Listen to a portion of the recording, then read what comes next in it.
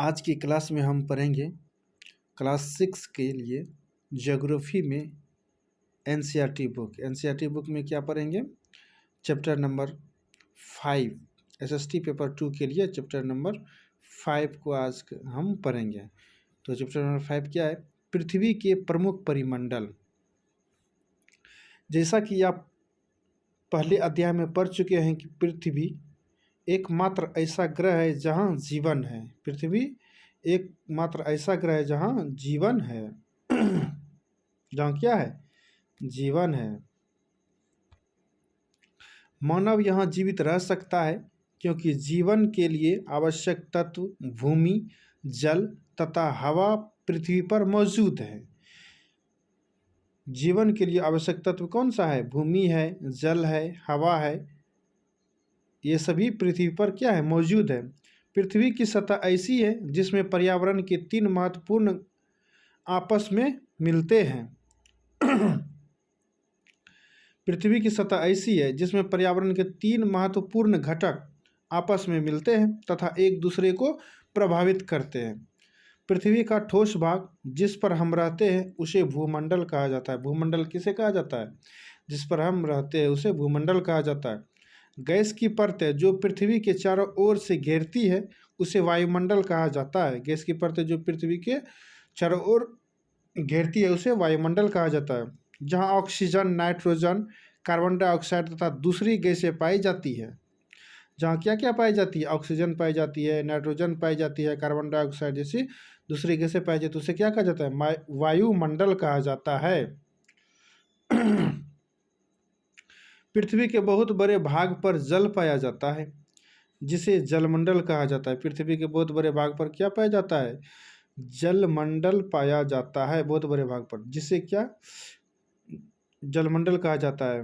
क्या पाया जाता है? जल पाया जाता है जिसे जलमंडल कहा जाता है। जलमंडल में जल की सभी अवस्थाएं जैसे बर्फ, जल एवं जलवाष्प सम्मिलित हैं। जलमंडल में जल की सभी अवस्थाएं होती है जैसे बर्फ हुआ, जल हुआ एवं जलवाष्प सम्मिलित हैं।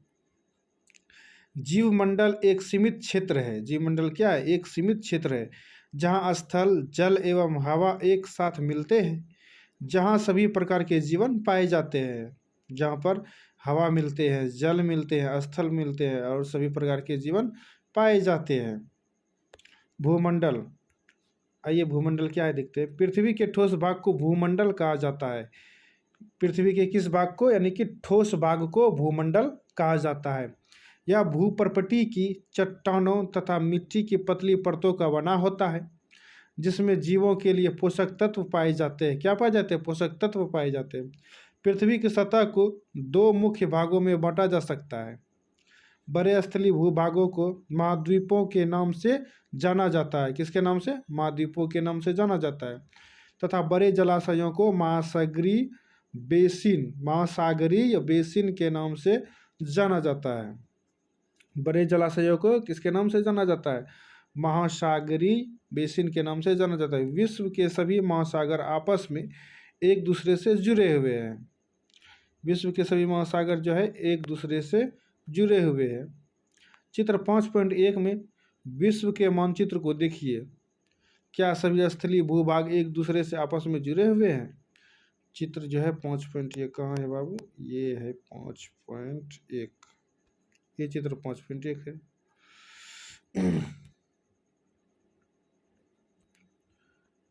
समुद्री जल का तल सभी जगहों समान होता है। स्थल की ऊंचाई का समुद्र तल से मापा जाता है। स्थल की ऊंचाई जो है समुद्र का तल से मापा जाता है, जिसे शून्य माना जाता है। जिसे क्या माना जाता है? शून्य माना जाता है। ये देखिए, ये यूरोप महासागर है। ये भी पानी, यहाँ भी पानी है, यहाँ भी पानी है। ये देखिए पानी है। एशिया महाद्वीप है, इधर भी पानी है, इधर भी पानी है। दक्षिण अमेरिका महाद्वीप, इधर भी पानी है।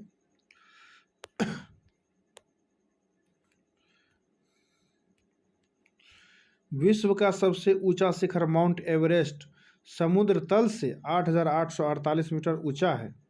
माउंट एवरेस्ट कितना मीटर ऊंचा है? 8,848 मीटर। कहाँ से? समुद्र तल से। समुद्र तल से 8,848 मीटर ऊंचा है। विश्व का सबसे गहरा भाग प्रशांत महासागर का मैरियाना गर्त है। विश्व का सबसे गहरा भाग, जो गड्ढा वाला भाग है, वो किसका है? प्रशांत महासागर का मैरियाना गर्त है, जिसकी ऊंचाई जिसकी गहराई 11,022 यानी कि 11,022 मीटर है। मैरियाना गर्त की गहराई कितनी है? 11,022 मीटर है। क्या आपने कभी कल्पना की है कि समुद्र की गहराई पृथ्वी के सबसे ऊंचे भाग से इतनी अधिक भी हो सकती है? तो आप बताइए, हो सकती है या नहीं हो सकती है? हो सकती है। पृथ्वी पर 7 प्रमुख महाद्वीप हैं। ये विस्तृत जल राशि के द्वारा एक दूसरे से अलग है। कितने महाद्वीप है? 7 महाद्वीप हैं। ये महाद्वीप है एशिया, यूरोप, अफ्रीका, उत्तर अमेरिका, दक्षिण अमेरिका, ऑस्ट्रेलिया तथा अंटार्कटिका। कौन कौन से है? एशिया है, यूरोप है, अफ्रीका है, उत्तर अमेरिका है, दक्षिण अमेरिका है, ऑस्ट्रेलिया है तथा अंटार्कटिका है। चित्र 5.1 में विश्व के मानचित्र को देखिए तथा ध्यान दीजिए कि स्थल का बहुत बड़ा भाग उत्तरी गोलार्ध में पाया जाता है। किस गोलार्ध में पाया जाता है? उत्तरी गोलार्ध में। ये देखिए उत्तरी गोलार्ध।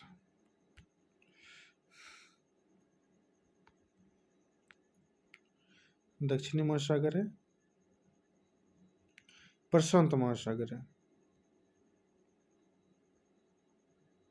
यह कर्क रेखा सारा मरुस्थल को देते हुए एक कर्क रेखा खींची गई है।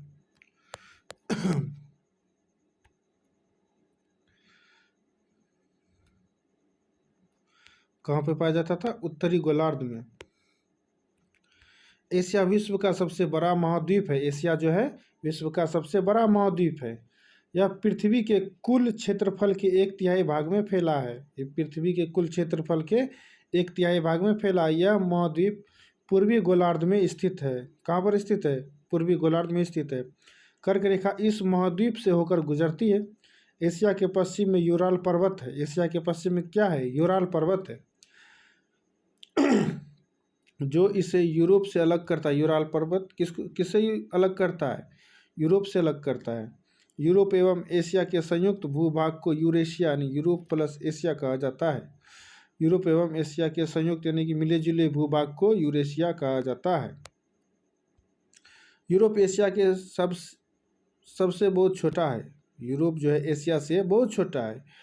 यह महाद्वीप एशिया के पश्चिम में स्थित है। कहाँ पर स्थित है? एशिया के पश्चिम में स्थित है। यूरोप आर्कटिक वृत्त इससे होकर गुजरता है। कौन सा वृत्त? आर्कटिक वृत्त जो है इससे होकर गुजरता है।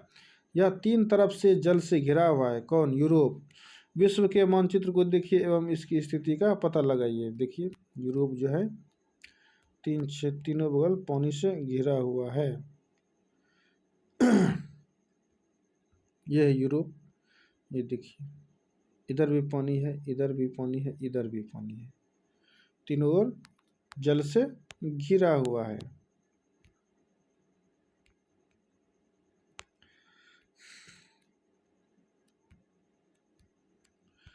अफ्रीका एशिया के बाद विश्व का दूसरा सबसे बड़ा महाद्वीप है। विश्व का सबसे दूसरा महाद्वीप कौन सा है? अफ्रीका है। विषुवत वृत्त या 0 डिग्री अक्षांश इस महाद्वीप के लगभग मध्य भाग से होकर गुजरती है। कहाँ से गुजरती है? मध्य भाग से होकर गुजरती है। अफ्रीका का बहुत बड़ा भाग उत्तरी गोलार्ध में स्थित है। बहुत बड़ा भाग कहाँ है? उत्तरी गोलार्ध में स्थित है।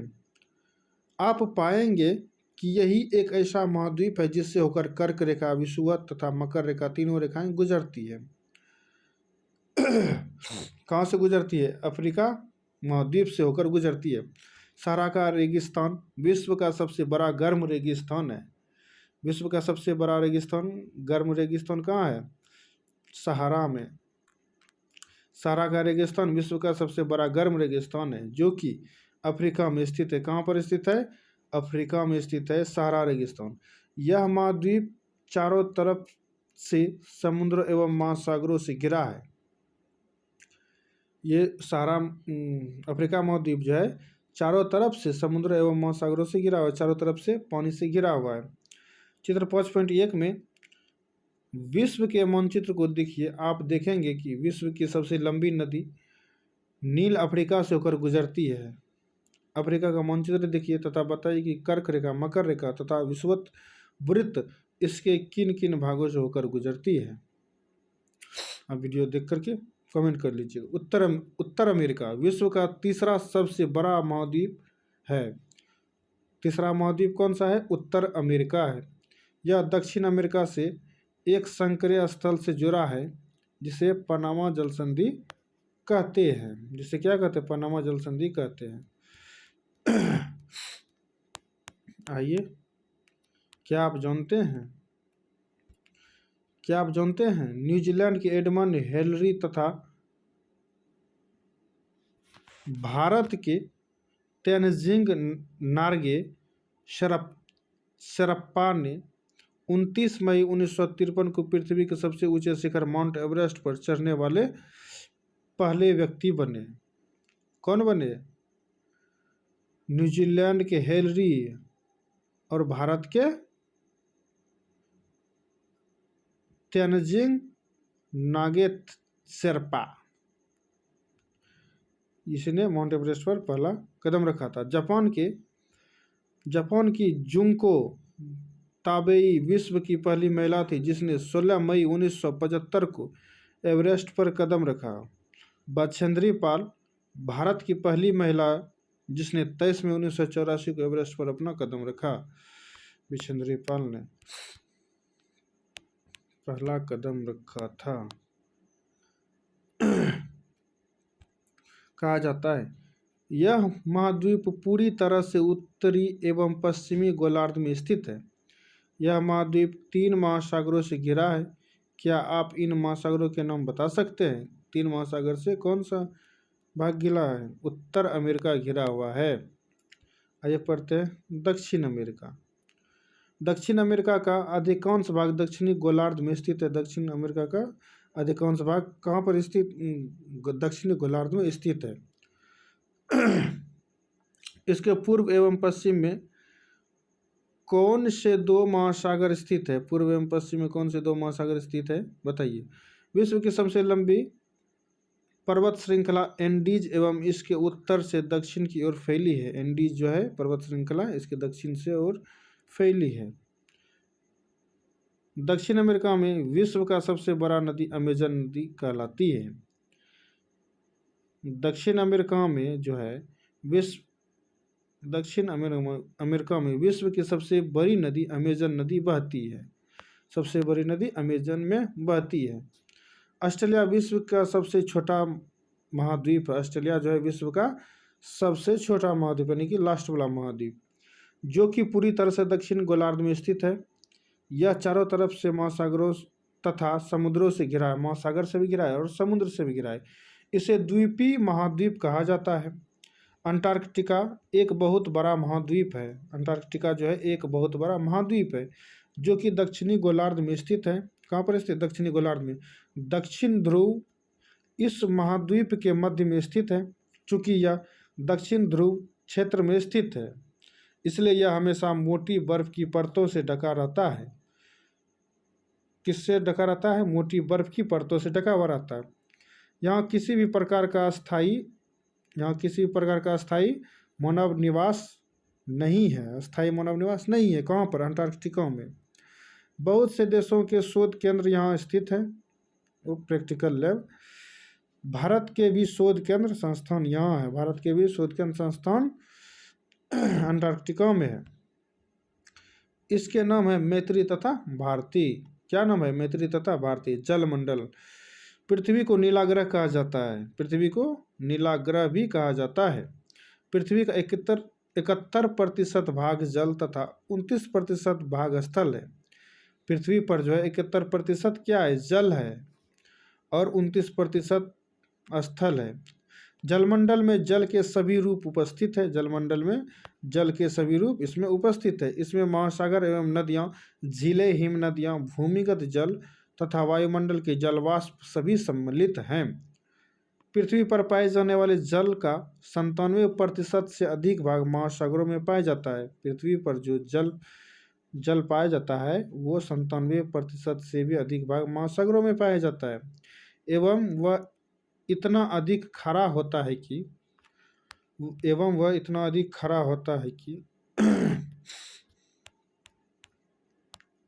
देखिए, खारा होता है कि मानव के उपयोग में नहीं आ सकता है, मतलब इतना ही खारा हो जाता है कि मानव के उपयोग में नहीं आ सकता। शेष जल बहुत बड़ा भाग बर्फ की परतों एवं हिम नदियों तथा भूमिगत जल के रूप में पाया जाता है। शेष जल का बहुत बड़ा भाग यानी कि जो बचा उसका बहुत बड़ा भाग जो है बर्फ की परतों यानी कि बर्फ की चट्टान एवं हिम नदी जो होता है और भूमिगत जल के रूप में भी पाया जाता है। जल का बहुत कम भाग और लवण जल के रूप में पाया जाता है। बहुत कम भाग जो है और लवण के रूप में पाया जाता है, जो मनुष्य के इस्तेमाल में आता है। यही कारण है कि नीले ग्रह में रहने के बावजूद हम पानी की कमी महसूस करते हैं। नीले ग्रह में रहने के बावजूद भी हम लोग पानी की कमी का महसूस करते हैं। ये देखिए, ये है उत्तर अमेरिका, यूरोप, एशिया देखिए कितना बड़ा है, अफ्रीका, दक्षिण अमेरिका, ऑस्ट्रेलिया, अंटार्कटिका।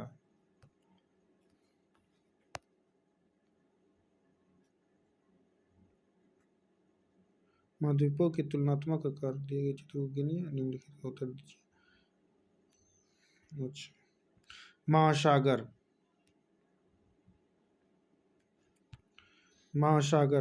महासागर जलमंडल के मुख्य भाग है। महासागर जो जलमंडल का मुख्य भाग है, ये आपस में एक दूसरे से जुड़े हुए हैं।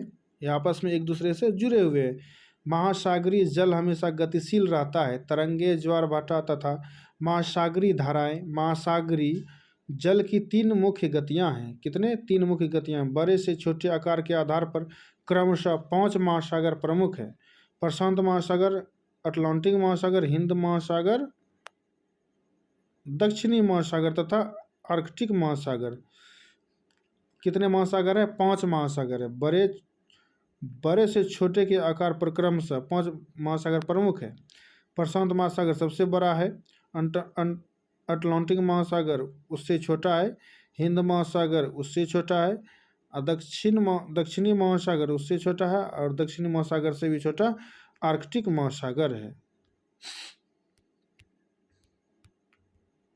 आर्कटिक महासागर उससे भी छोटा है।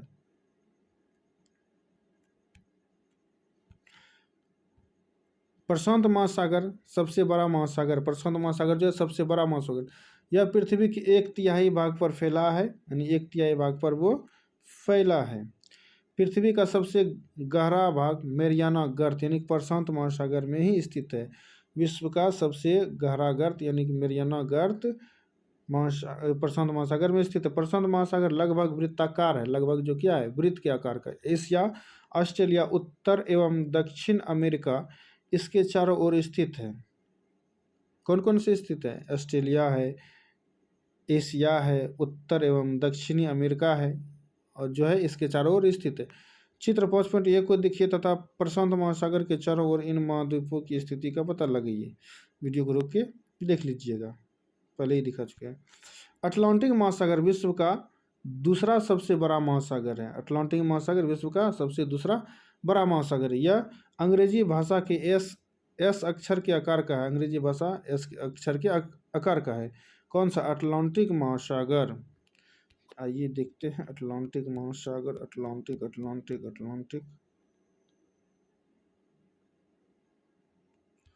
वो आगे के चित्र में होगा। अटलांटिक महासागर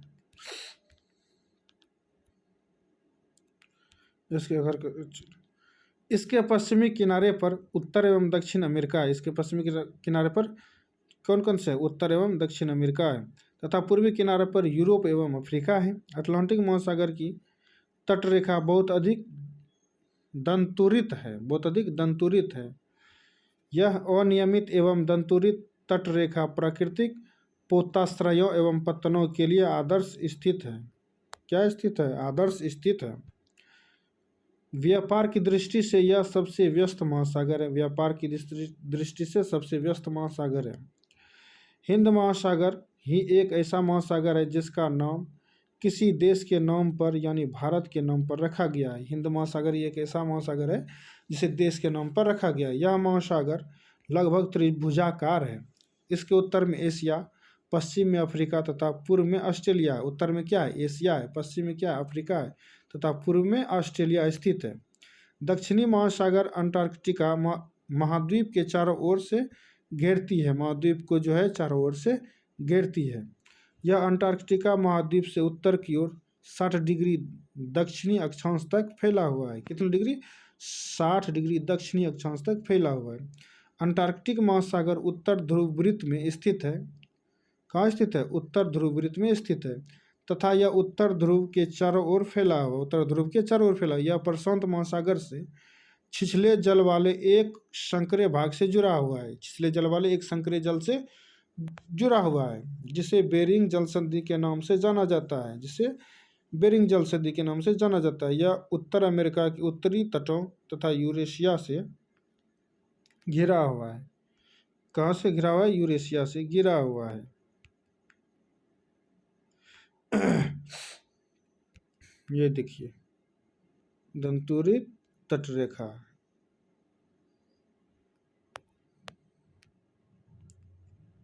वायुमंडल, चलिए पढ़ते हैं अब। वायुमंडल, वायुमंडल हमारी पृथ्वी चारों ओर से गैस की एक परत से घिरी हुई है। हमारी पृथ्वी जो है चारों ओर से गैस की एक परत से घिरी हुई है। ये पृथ्वी है, चारों ओर गैस की एक परत से घिरी हुई है। गैस की एक परत से घिरी हुई है जिसे वायुमंडल कहा जाता है। वायु की यह पतली परत इस ग्रह का महत्वपूर्ण एवं अटूट भाग है। अटूट भाग है। यह हमें ऐसी वायु प्रदान करती है जिससे हम लोग सांस लेते हैं। यह वायुमंडल हम लोगों को सूर्य की कुछ हानिकारक किरणों से बचाता है। ये वायुमंडल जो है हम सबको सूर्य की कुछ हानिकारक किरणों से बचाता है।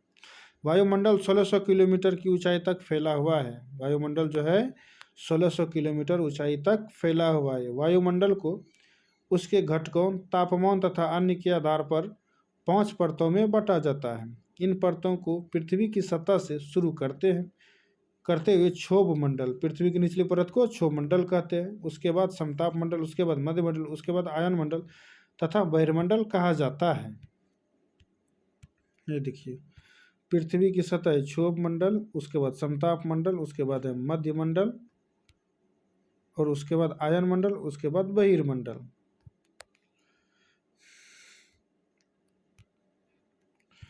वायुमंडल मुख्यतः ऑक्सीजन एवं नाइट्रोजन का बना है। वायुमंडल जो है ऑक्सीजन और नाइट्रोजन का बना है जो कि साफ तथा शुष्क हवा का 99% है। आयतन के अनुसार नाइट्रोजन 78%, ऑक्सीजन 21% तथा दूसरी गैस है जैसे कार्बन डाइऑक्साइड, आर्गन इत्यादि की मात्रा 1% है। शुष्क हवा का कितना प्रतिशत है? 99% भाग है। आयतन के अनुसार नाइट्रोजन जो है 78% है। नाइट्रोजन कितना है? 78%। ऑक्सीजन 21% है तथा दूसरी गैसें 1% है। ऑक्सीजन सांस लेने के लिए आवश्यक है। सांस लेने के लिए क्या आवश्यक है? ऑक्सीजन।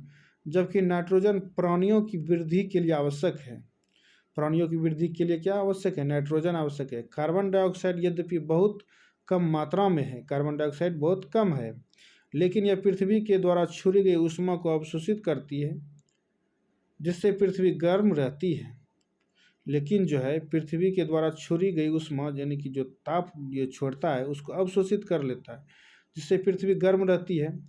यह पौधे की वृद्धि के लिए भी आवश्यक है। पौधे की वृद्धि के लिए भी कार्बन डाइऑक्साइड क्या है? आवश्यक है।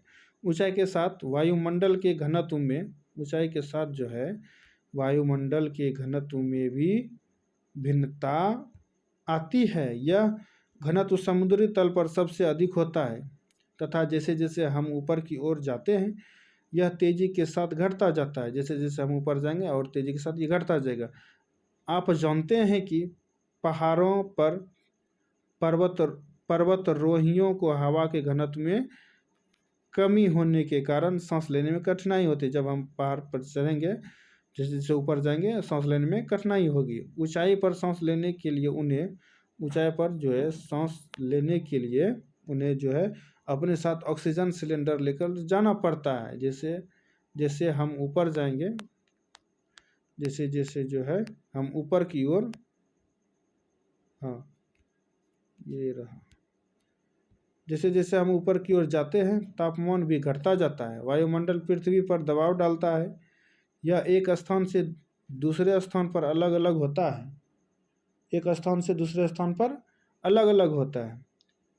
कुछ क्षेत्रों में हमें अधिक दबाव महसूस होता है, कुछ क्षेत्र में हमें अधिक दबाव महसूस होता है, जबकि कुछ क्षेत्रों में कम। उच्च वायु उच्च दाब से निम्न दाब की ओर बहती है। वायु जो है उच्च दाब से निम्न दाब की ओर बहती है। गतिशील वायु को पवन कहा जाता है। गतिशील वायु को क्या कहा जाता है? पवन कहा जाता है। ये देखिए वायुमंडल है, इसको जलमंडल कहते हैं क्योंकि जल है, जलमंडल। इधर ये है स्थल मंडल, ये सभी स्थल मंडल हुआ। चलिए आगे को देखते हैं। जीव मंडल, जीव मंडल किसे कहते हैं? चलिए उसको देखते हैं। ये जीव मंडल, जीव मंडल स्थल, जल तथा हवा के बीच का एक सीमित भाग है। यह वह भाग है जहाँ जीवन मौजूद है, जहाँ जीवों की बहुत सी प्रजातियां हैं, जहाँ जीवों की बहुत सी प्रजातियां हैं जो कि सूक्ष्म जीवों तथा बैक्टीरिया से लेकर बड़े स्तनधारियों के आकार में पाई जाती है। मनुष्य सहित सभी प्राणी जीवित रहने के लिए एक दूसरे से तथा जीव मंडल से जुड़े हुए हैं। एक दूसरे से और जीव मंडल से क्या जुड़े हुए हैं। जीव मंडल के प्राणियों को मुख्यतः दो भागों, जंतु जगत एवं पादप जगत में विभक्त किया जा सकता है। जीव मंडल के प्राणियों को मुख्यतः दो भागों में विभाजित किया जा सकता है।